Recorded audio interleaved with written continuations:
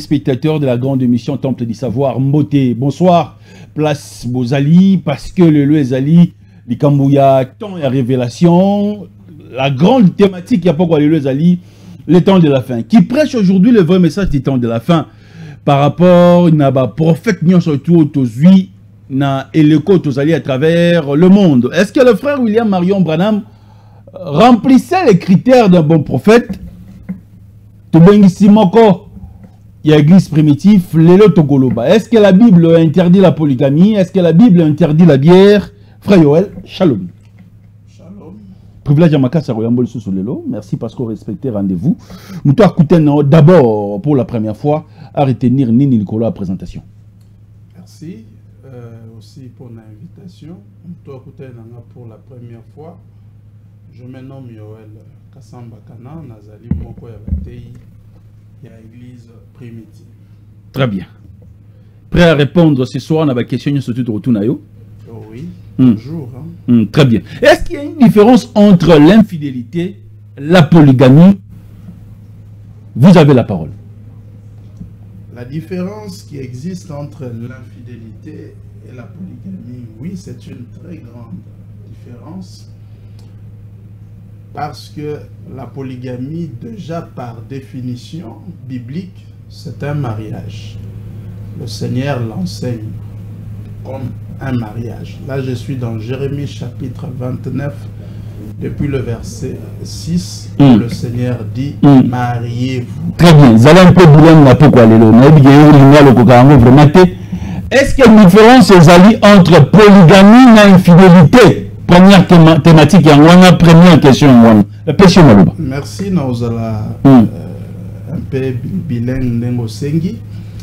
Différence c'est parce que polygamie déjà na ndimbola nango na lolenge nango ya ko définir yango ezali libala oyo ezali ko sangisa mobali moko na ebele ya basi. Yango tozali komona yango na Jérémie chapitre 29 depuis verset 6 nzambe azali koyebisa na baoyo basi babalaki bobala lisusu basi pe bope wana nzambe ye moko verset biblique. Oui, je parlais de Jérémie 29 verset 6. Très bien, sur le coup de tozali en grec. Question à l'Iboso, est-ce qu'il y a une différence entre polygamie et polygame et infidélité? Différence entre polygamie et infidélité. Oui, on appelle ça qu'écriture. Il y a Jérémie 29, verset 6. Écriture est claire. Mariez-vous. Ça veut dire Bobala. Bateau yo azoye bisaliboso mariez-vous et zaba célibataire. Les bateaux bazaki déjà bala, bazapena bana. Yamibali na bana basi. Pour juste après quoi yebisa bango lisusu babala, ayebisi bango. Ayez des fils et des filles. Donnez, on a deuxième recommandation. Na batouana oyo ayebisi babala. Donnez des femmes au pluriel à vos fils. Ça veut dire que les ali bato basi babalaki baboti pe bana bazape na bana nzamba episi na bango lisusu bobala utika na bongo te bobala pe bana na bino ya mibali bozwa pe basi bopesa bango.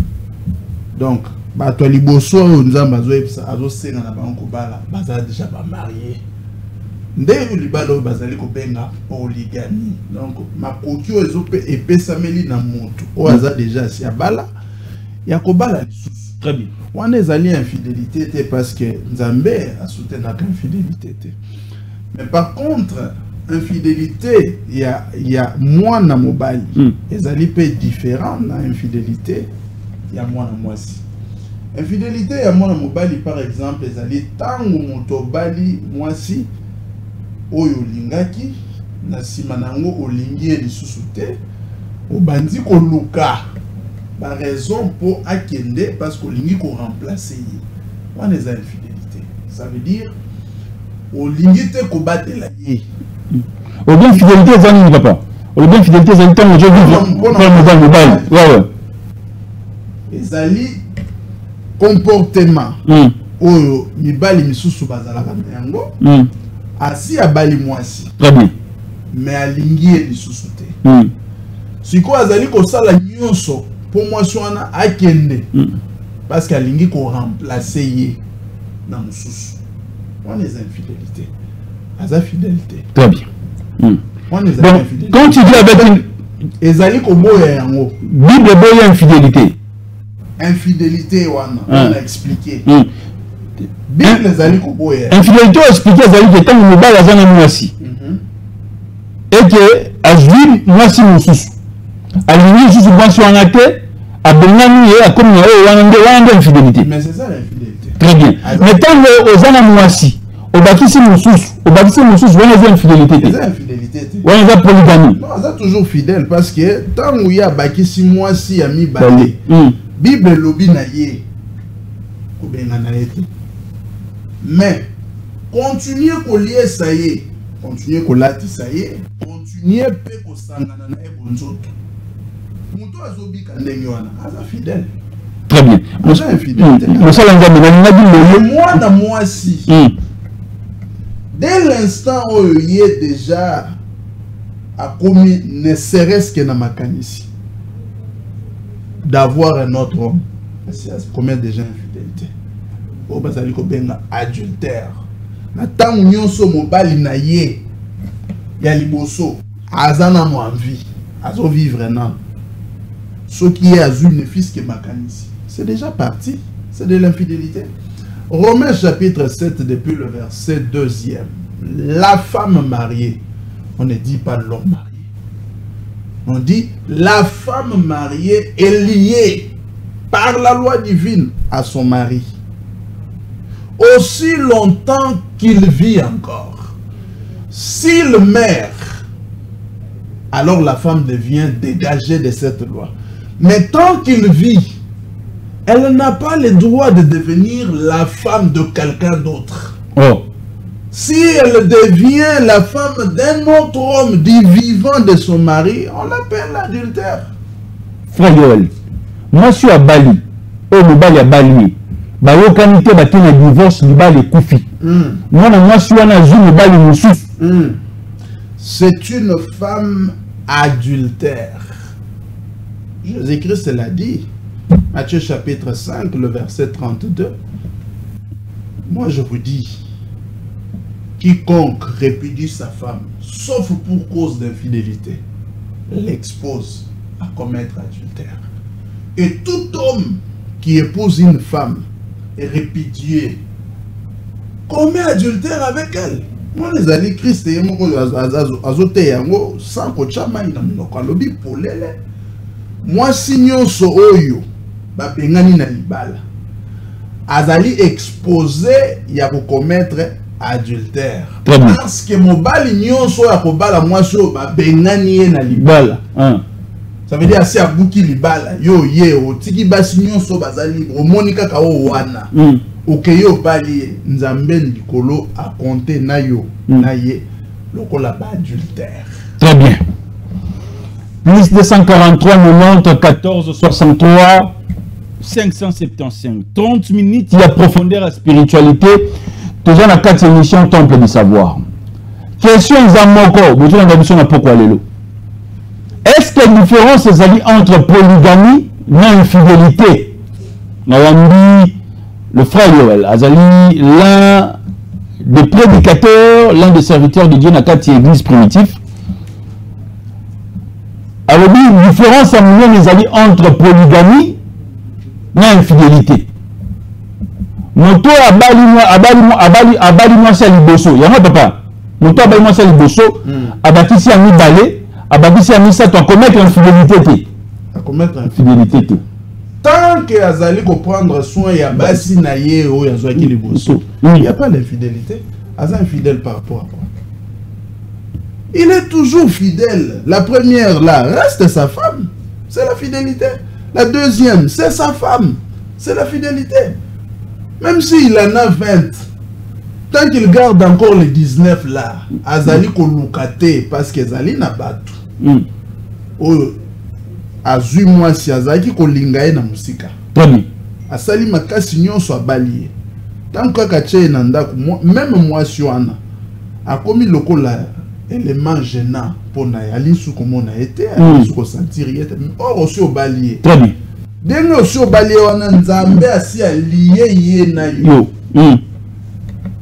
Si yo par infidélité à mon bal les alliés par rapport il y avait wana ya mariage.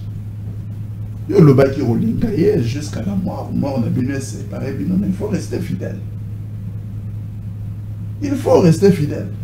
Maintenant, Dieu est infidèle na maloba na yo. Comme il faut qu'il parce que pour na yo, il faut remplacer quelqu'un d'autre, peut-être aussi aux UP. Il y a évité. Ça, c'est l'infidélité. Le Seigneur ne soutient pas ça. L'apôtre Paul a dit côté clairement dans 1 Corinthiens chapitre 7, depuis le verset 27. On a dit que pour un cadre express, ils allaient pour un moto assis à Bali. À tout une question.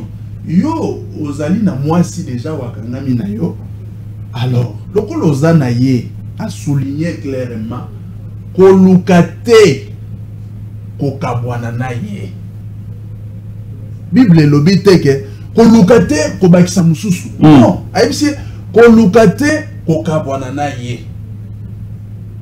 Dans verset 28 à Yébissi, parce que si toutefois tu te maries, tu ne commets point de péché. Ceux qui malagnon sur le banda robal, malagnon sur balimbala liboso, nyonso banda robala, au sali li soumute. Et c'est infidélité parce que pour ça la li soumou c'est et bouka mon beko ya nzambe. Polygamie, c'est mon beko ya nzambe. Et le les obuka mon beko ya nzambe. Soumute. Mobeko ezata mon côté où ezali ko buka mana mobali azo commettre polygamie où ezali ko bala basi ebele parce que Nzambe na Exode 21 verset 10 nde mobeko ezali clair ya Nzambe. Le Seigneur dit ouvertement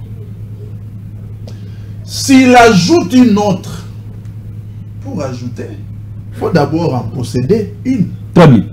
Oh bah c'est Seigneur na nos alaki déjà na moko. Ndoya robakisa. Soki muto abakisi place wana nde Nzambe esengela ki aloba. Asali lisumu.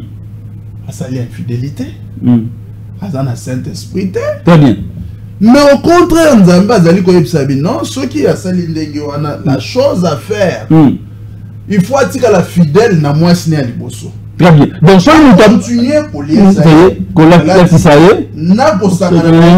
c'est ça qui constitue même la fidélité de l'homme. Très bien. Donc, si on a 7 femmes, protégées à l'Iboso, il y a mis balai, il y a mis satou, il y a mis 7e. Très bien.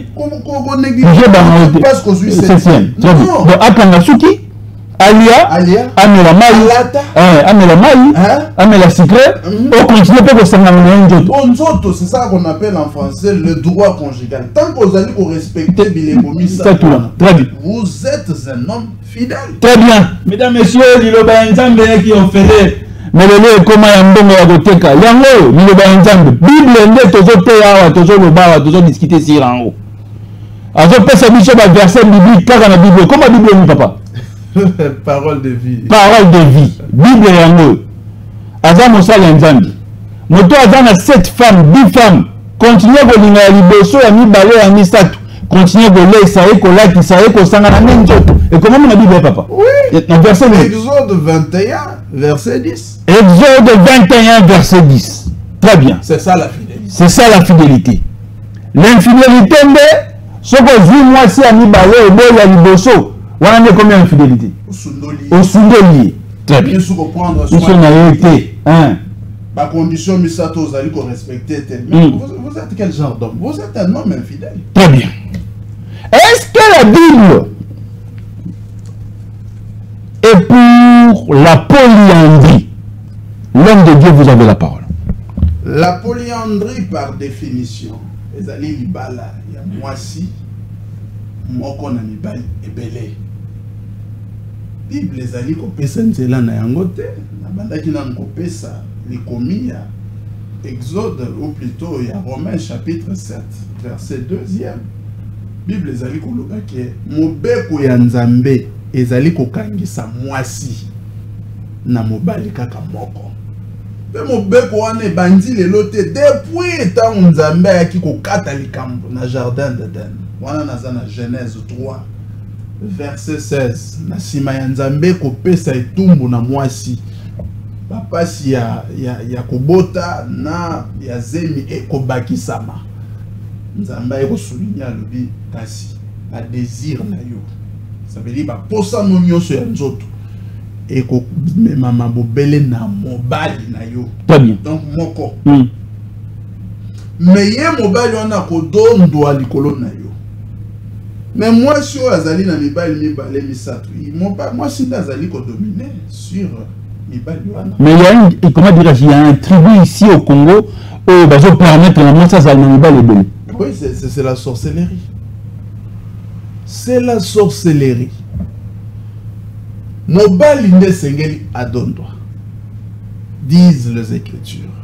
Nzambe ye moko na munoko na ye alobi yango.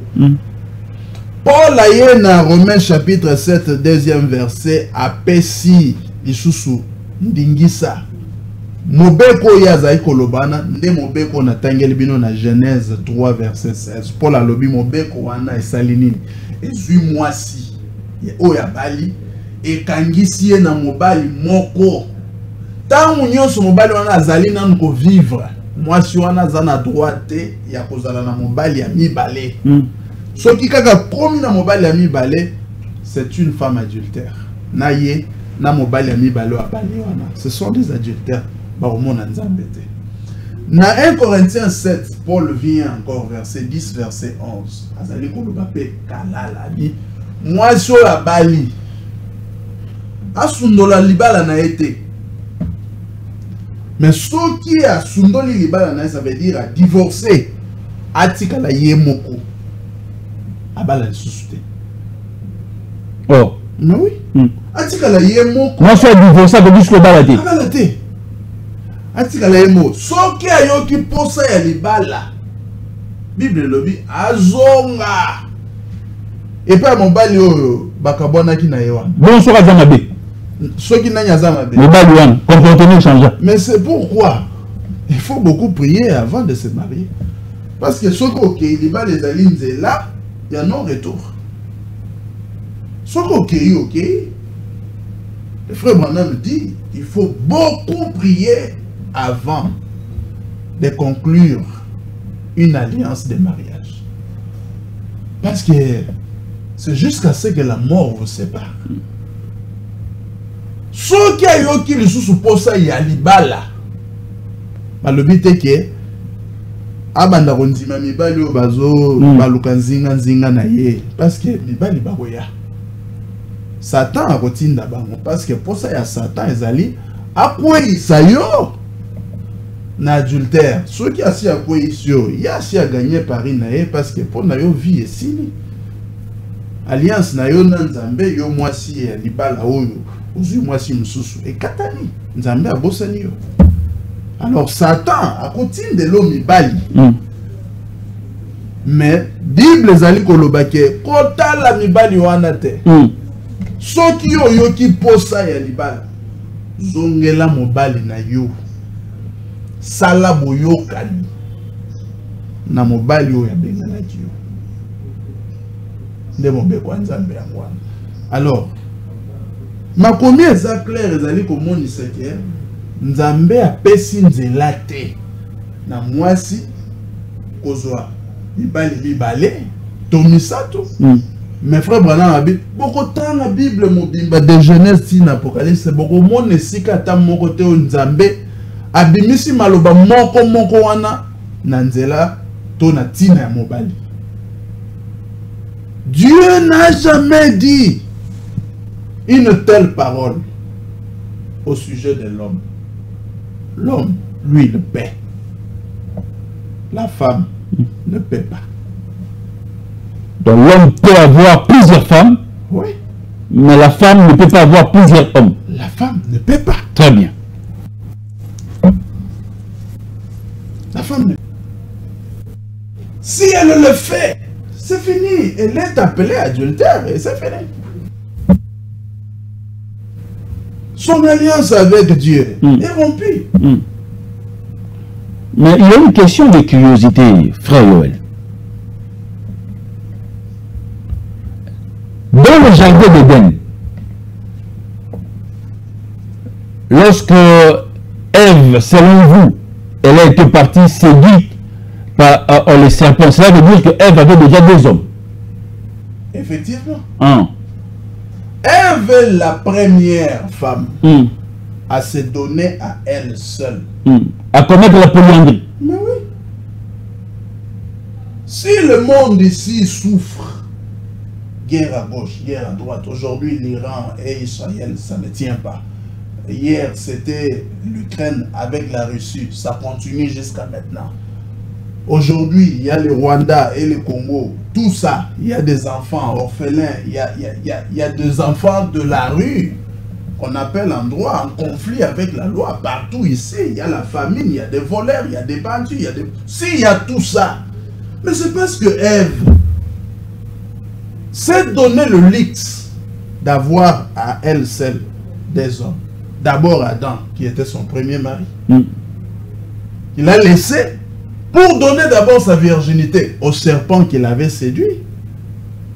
Et puis revenir enseigner aussi à l'homme l'enseignement qu'elle venait de recevoir du serpent. Très bien. Le Seigneur descend. Il maudit tout. Très bien. Par colère. Il maudit tout. Il dit à l'homme, mais toi, tu n'avais pas le droit de reprendre une telle femme. Donc, il faut aussi que les gens sachent. Une femme qui a commis adultère a taillé au sein en pardon. Bible boy Bible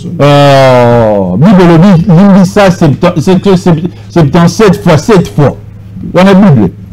Mais pour l'adultère, Bible boy. Catégoriquement, boy, ceux qui moi si assis à commettre adultère, yo okay que non, ok no ozongelaye, la Bible refuse. La Bible refuse catégoriquement. Oh, baladimasi, bokabwana, akepa mutu mususu bavandi, na mutongo singite, otozonga na kala pota mama bana na Bible pekisiango. Nazotanga. Jérémie chapitre 3, premier verset. Si un homme renvoie sa femme, qu'elle les quitte pour devenir la femme d'un autre, mwasi na yo bengani akei atiki yo akei akomi mwasi ya mutu mususu nde adultère yangwana. Cet homme, c'est la question, retournera-t-il encore vers elle? Mobali na liboso wana, est-ce que akozonga lisusu epa ya mwasi wana bavanda nde lisusu lokola mwasi na mobali? Bible ezali koloba. Le pays lui-même ne serait-il pas souillé? Mokilo les a souillés à cause de yango. C'est pourquoi le Seigneur a maudit la terre ici. Il a dit, mais parce que tu as écouté la voix de ta femme, tu ne devais pas reprendre une telle femme. Maintenant, je maudis la terre. N'engue tozo toka boy. Et ça conséquence. Pose à bilei, faut tout. Très bien. Banjube kubotama. Pour na kochuba yo. Très bien. Okokufa. Toutes les morts bozomo naoyo, c'est à cause de ça. Parce que Adam avait repris une femme adultère. Très bien. Dans une 5 questions, tout une minute parce que tu dois vers la fin. Est-ce que le frère William Marion Branham Amirava Massamando en Masarapa accident? Il met une question. Non. Et puis, est-ce que Bible est lolo et je vais donner les alliés pour polygamie et je veux l'infidélité, que l'infidélité est alliée pour l'égalité? Est-ce que petit si tu peux autoriser Massanga? Parce qu'il y a 4 églises primitives, sur le mariage des alliés, vous mettez la Massanga, vous mettez l'alcool. Deux questions. La première concerne le prophète Branham. Le prophète Branham n'était pas un ivrogne. Il a grandi dans la famille d'abord où sa mère en fabriquait. Mais le Seigneur, par vision, avait dit au frère Branham de ne pas se livrer dans cette vie-là parce qu'il va l'utiliser. Frère Branham n'était pas un ivrogne. Il n'avait pas bu. L'accident a été causé par deux choses. La première des choses, il était en colère. Et la deuxième des choses, le véhicule qui venait devant lui, la nuit-là, n'avait de phare que d'un côté. Il ne s'était pas rendu compte que c'était un véhicule. Il pensait que c'est une moto. Alors que c'était un véhicule. Il n'a pas su se contrôler sous la colère. Et puis la colère à cause de sa fille qui était restée à la maison. Alors que, et il partait à l'église. Il voulait que toute la famille aille avec lui à l'église. Maintenant, quand il a vu que sa fille est restée à la maison et puis il ne parvenait pas à la joindre au téléphone, ça l'a énervé. Sous cette colère-là, il a commis l'accident. Très bien. Ça, c'est la première question. La deuxième question concerne la consommation de la boisson. Le Seigneur nous l'enseigne dans Luc chapitre 7.